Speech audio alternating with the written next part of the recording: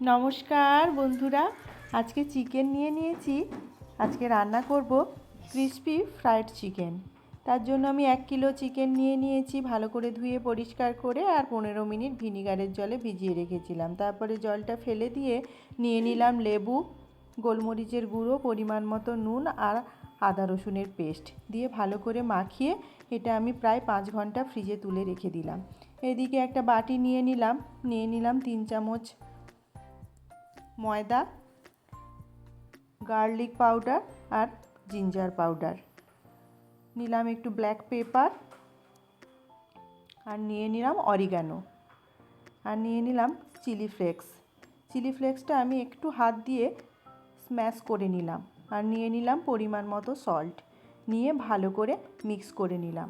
আর একটা বাটিতে 2টো ডিম ফাটিয়ে নিলাম, পরিমাণ মতো নুন আর কর্নফ্লাওয়ার দিয়ে ব্যাটারটাকে গুলে নিলাম।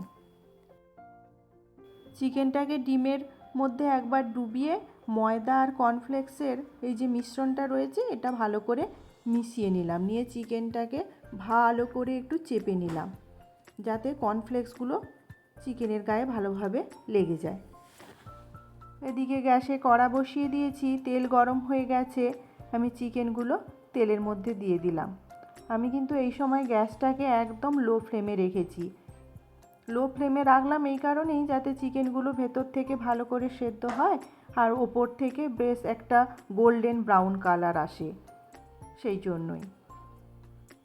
এই চিকেনগুলো যত ছাঁকা তেলে ভাজা হবে চিকেনটা খুব ভালোভাবেই হয়ে যাবে। দেখুন আমার কি সুন্দর গোল্ডেন একটা ব্রাউন কালার চলে এসেছে। এবার আমি চিকেনগুলোকে আস্তে আস্তে তেল থেকে ছেঁকে আর তুলে নিচ্ছি। ব্যাস রেডি হয়ে গেল।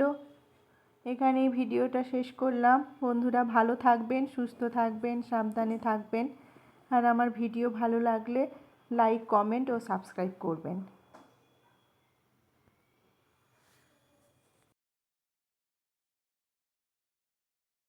কিরম হয়েছে রিস? টেস্টি।